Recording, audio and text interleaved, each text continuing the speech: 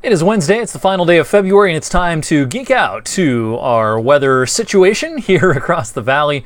It's a situation that is changeable over the next couple of days. We're going to talk about the spring preview continuing into tomorrow, but then an abrupt change back to winter tomorrow night and heading into Friday morning. We're going to talk about the March forecast. We're going to talk about the spring forecast. This is going to be a longer video, so hang with me. A lot of good information coming your way in the next several minutes. In the meantime, today, record high.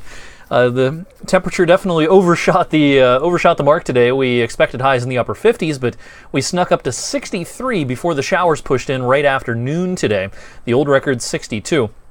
Set back in 2016. You know, we've had a couple of days like this recently, very eventful late February calendar days with back in 2015. Let me see if I can find my graphic I want to show you here. I want to show you the almanac graphic for today. Back in 2015, we set a record low on today's date.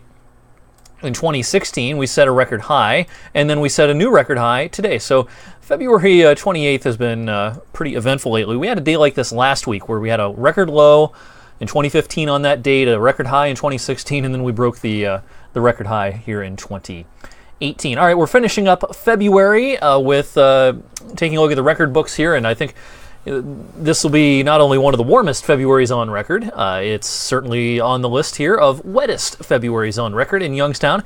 At almost 5 inches worth of precipitation this month, that puts us in 4th place. The wettest February on record, 2008, a few more recent years, including 2016 on this list. And if I get my head out of the way, 2012 is also on that list in 14th place. So a noteworthy February, that is for sure. And we added a little bit to those rain totals today. This amounted to a handful of hundredths of an inch in most spots. Showers pushed through. And now, as I record this at about 7:20 in the evening, they're just about out of here. A little lull in the rain for a large chunk of the night tonight. But rainier things are coming tomorrow. March is going to start on a wet note tomorrow. I wouldn't say it's coming in like a lamb or a lion, really. It's, you know, it's not like we're going to have big thunderstorms and stuff tomorrow, but we're going to have a rainy start to the month of March. That is for sure, as a lot of this moisture starts to track off to the north and east. So let's break it down for you. Starting with tomorrow, again, the rain gets in about or I should say right around daybreak tomorrow morning. By midday into the afternoon, it's just raining. It's just going to rain for several hours. Still raining at about maybe 5, 6, but we'll probably get into a little brief dry slot before the snow pushes in as the colder air wraps in and some serious wind coming in as well. I'll tell you more about that in a second. Now, it's going to snow for a fair chunk of the night. It'll be most concentrated, steadiest, if you will, up towards I-90. There'll be a little lake enhancement that goes on here because Lake Erie is much more ice-free than it used to be.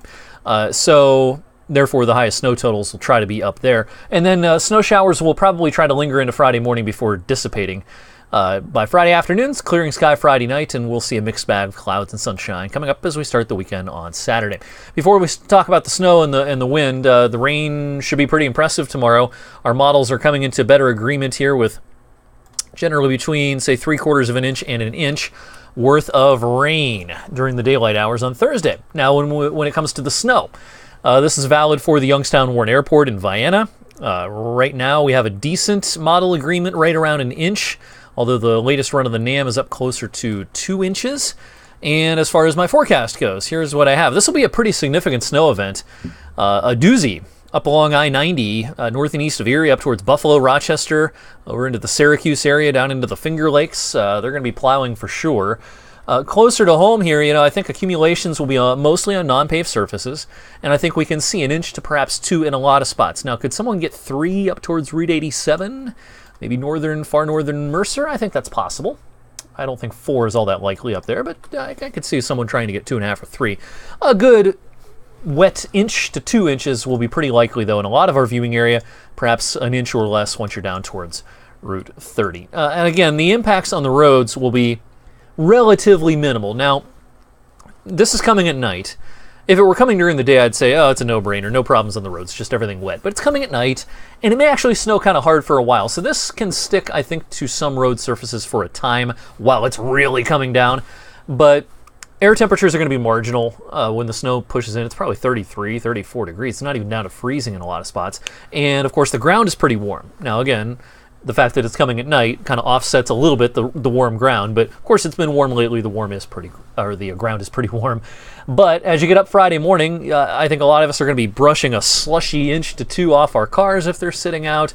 Your deck can get covered, things like that. But overall, the impacts on the roads should be held to a minimum because of the temperatures primarily.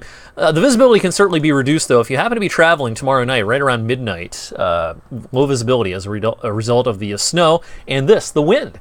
Look at these wind gusts as this low pressure system pushes just east. The pressure gradient tightens, and I can see where we get a gust to 40 or 45 in some spots around 10, 11 Thursday evening. And it's going to stay pretty blustery into the day on Friday. Wind chills will be cold as a result, into the upper teens as early as 10 or 11 Thursday evening, and it'll stay kind of in that neighborhood all night and into Friday morning. Wind chills may recover then into the lower 20s Friday afternoon. So a legit return to winter, albeit fairly briefly.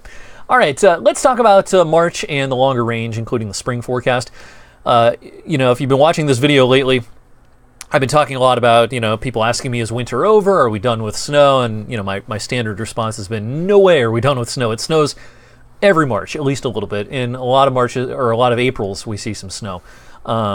Just because we've had a warm February doesn't mean that winter is over. And, climatologically speaking, we still have about, 21, 22% of our snow that's yet to fall. That's an average.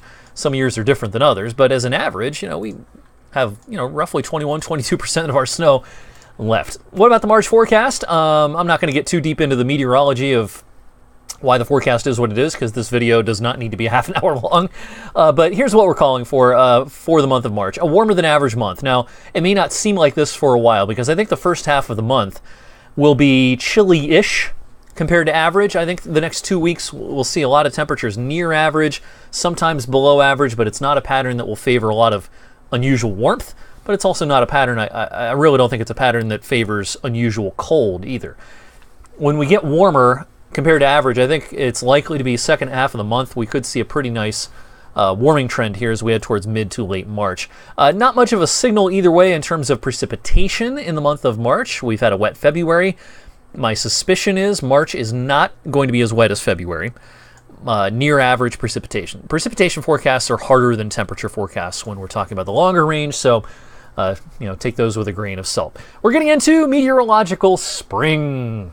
March 1st, tomorrow. Again, if you're new to the idea of meteorological seasons, it's mostly for record-keeping purposes. We like tidy, neat records where seasons start and end always on the same date. The astronomical seasons, the ones that most people go by, don't always begin and end on exactly the same date. Beginning of spring is always around March 20th. Sometimes it's the 21st, but it's not always exactly the same. But, for record-keeping purposes, March 1st to May 31st is spring. And here's a look at what our average highs do during that 3-month period. Of course, they go up and pretty rapidly as we go into especially mid to late spring. And boy, this sounds nice, doesn't it?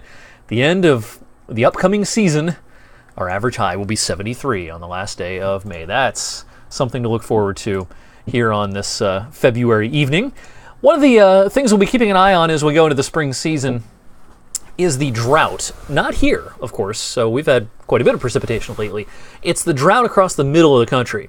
And in some places, this is a severe and exceptional drought in some spots. Or not exceptional, I should say, but extreme. One level below exceptional. This includes the panhandle of Texas, panhandle of Oklahoma, up towards southern Kansas, even as far east as the Mississippi River. Last week's drought outlook was pretty, ominous. Now, when we have drought during the winter season in this part of the country, that is a pretty good signal that as we get into the warm season, this could be a scorching hot area and dry area as we get into spring and summer. Drought begets drought a lot of times. It's a feedback loop. The drier it is, the drier it tends to be going forward. And the same thing with heat. If it's hot and dry, that increases the chance that it will be hot and dry later on. And what does that have to do with our weather? If that feedback loop gets going and we get a big ridge that wants to park over the middle of the country, over that dry area, we could see a pattern. Sometimes we refer to it as the ring of fire, where on the top of that ridge you get weather systems and thunderstorm complexes that ride along the top of that ridge and then cascade down through the Great Lakes in Ohio Valley. If that were to come to fruition, we would probably have a somewhat wet spring. As far as the temperature outlook, right now I'm leaning towards near to maybe above average as far as spring temperatures go. If I were a betting man, I would say it's more likely that we have a warmer than average spring than a colder than average spring. And again, because of the possibility of kind of a ring of fire pattern setting up at some point, it could end up being kind of a wet spring. Again, this is a difficult forecast as far as precipitation goes on these seasonal outlooks. So we'll have an update on this as we get deeper into the season. But that's the way it looks right now. The bottom line for spring 2018, likely to be near to somewhat above average and likely to be near to somewhat wetter than average. Above average, I should say, in terms of temperatures, wetter than average in terms of precipitation. Last March was pretty snowy. I don't think this March will be as snowy as last March. Last April was very warm. We had a very warm April in 2017. My suspicion is this April will not be as warm as last year, but it still might be pretty warm, and we might have a fairly fast start to spring as a result. I'll, of course, have more updates as we get deeper into the season. This is just our initial outlook. We like to refine these as we get deeper into the season, and the weather pattern really begins to show its hand. Thanks for watching tonight's Weather for Weather Geeks. I'll see you back here tomorrow evening. Have a great Wednesday night, everyone.